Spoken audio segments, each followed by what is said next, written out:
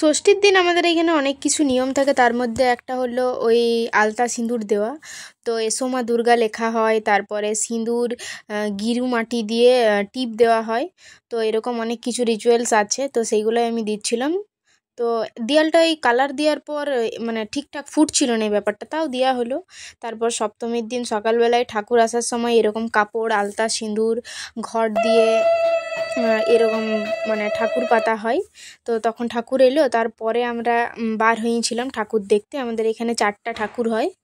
তো আমি গেছিলাম, আমি আর রিয়াই গেছিলাম ঠাকুর দেখতে। অনেকটা লেট হয়ে গেছিলো আমাদের, অন্য বছর একটু জলদিই যায়, ঠাকুর আসার সঙ্গে সঙ্গেই যায়, এবছর একটু দেরি হয়ে গেছিলো। এটা আমাদের পাড়াতেই একটা ঠাকুর হয়, পারিবারিক পূজা এটা ওদের। তো আমরা গেছিলাম, আলপনা দিয়েছিল, তখন পূজা শুরু হয়ে গেছিলো। কি রোদ বাপরে। তারপর এটা ছিল 2 নম্বর ঠাকুরটা দেখতে যাচ্ছিলাম, যেটা আমাদের প্রাইমারি স্কুলের সামনে হয়, একদম সামনে।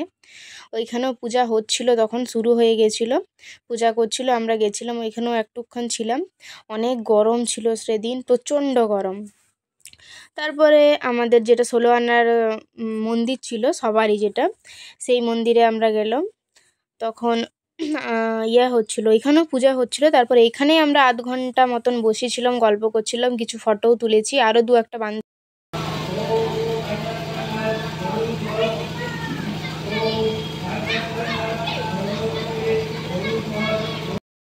আর দেখো এই জামাটা আমাকে গিফট করেছে, পরে এত টাকা কোথায় আমার যে তোকে আমি গিফট করবো?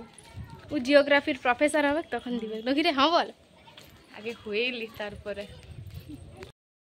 আর সপ্তমীর দিন আমি পন্সের বিবি ক্রিমটা দিয়ে মেকআপ করেছিলাম, ভালোই মোটামুটি, বাট সিসি ক্রিমটা আমার মনে হয় যে সব থেকে বেস্ট আমার পক্ষে। তো মেকআপটা রিমুভ করছিলাম তখন, কিন্তু খুব সুন্দর মেকআপটা হয়েছিল। তো তখন মানে রিমুভ করার ইচ্ছা ছিল না, কিন্তু মেকআপ তো রিমুভ করতেই হবে, ওই জন্য মেকআপটা রিমুভ করলাম। তো মুখটা আমি বিকালবেলা ধুয়েছিলাম, ওই রকমই ছিলাম। তারপর আমার একটা পার্সেল এসেছিলো পার্পেল থেকে, আমি একটা সানস্ক্রিন অর্ডার করেছিলাম ডট অ্যান্ড কির। যেহেতু আমি মামা আর্থের লাগাই, তো মামা আর্থের আমি দোকানে পাই নাই, তো ডট অ্যান্ড কি তখন ভাবলাম যে একটা ইউজ করে দেখি, প্রচুর দাম, ওই জন্যে কিনা হয় নাই। তার সাথে একটা পাউডারও নিতে হলো, কারণ ডেলিভারি চার্জ বেশি লাগছিলো, ওই জন্য 100 টাকার এই আলপস গুডনেসের একটা পাউডারও কিনলাম। আর ওই ডট অ্যান্ড কি সানস্ক্রিন একটা, অনেক খরচা হয়ে গেল আমার এই সব দিক থেকে। আমার মামা আর্থ সানস্ক্রিনই ঠিক আছে। তারপর আমাদের যেমন থাকে পিঠা, লাড্ডু, খই, এগুলো মা করছিল, পরিষ্কার করছিল ধানগুলো, তখন একটু ক্লিপ নিলাম। ভাই তো অনেক ফটকা কিনেছিল, সেই দিন রোদে দিয়েছিল, তখন আমি এই ক্লিপটা নিয়েছি। ও বলছে এই সব দিস না। এটা দিয়ে মুখ ধুয়ে অনেকবার করে এখন ধুতে হয়েছে, 2-3বার করে। তো 2বার অ্যাটলিস্ট এটাতে ধুবো, না রে মুখটা হয়ে যাবে। কতবার ফেস ওয়াশ লিয়া ঠিক লাগে, কোথাও না গেলেও মুখে ক্রিম পাউডার তো লাগাইতে হবে, তো ধুইতে হবে। তারপর আমি ফোনের কাভারটা লাগাইলাম সপ্তমীর দিন রাতের বেলায়, কোথাও যাই নাই, সেদিন গ্রামেই ছিলাম। এই ড্রেসটা পরলাম, ভাবলাম অনেকগুলো ড্রেস কিনে আছে, জামাটা তো পরি, তো এইটুকুই পরেছিলাম। আর টুকটাক ওই রকম মেকআপ করেই গেছিলাম, তো সেইটাও আমি ভিডিও ক্লিপটা নিয়েছি।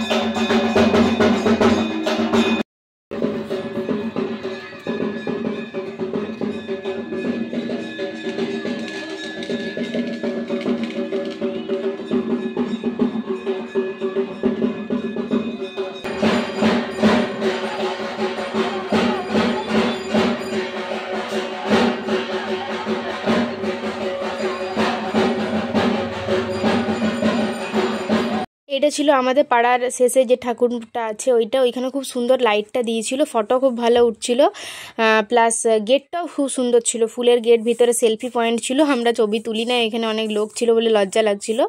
তারপরে প্রোগ্রাম হচ্ছিল মন্দিরে, ছোট বাচ্চাদের নাচ হচ্ছিল, মিউজিক্যাল চেয়ার, যেগুলো ক্যাজুয়ালি হয় সেই রকম প্রোগ্রাম আমাদের এখানে হয়। আগে আরও ভালো হতো, এখন অতটা হয় না। তো নাচ হচ্ছিল, সেই একটু ভিডিও নিয়েছি। তারপরে এরা বলছিলে আমাদেরকে ব্লগে একটু দেখাবি না, তখন ওদের সাথে একটু ভিডিও করেছিলাম।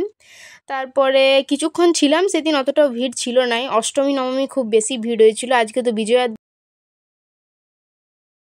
আজকে হলো অষ্টমী, আমি কোথাও যাব না, আমি ঘরেই থাকবো, একটা নর্মাল পাতি কুর্তি পরে আছি।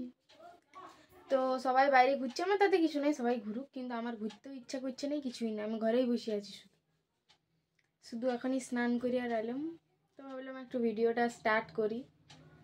বলেছিলাম না পূজাতে সবাই ফটো পোস্ট করছে আর আমি দেখছি, কিন্তু খারাপ লাগে না যে সবাই যাচ্ছে আমি যেতে পারছি না, কিন্তু আমি বসে আছি ঘরে আর কি।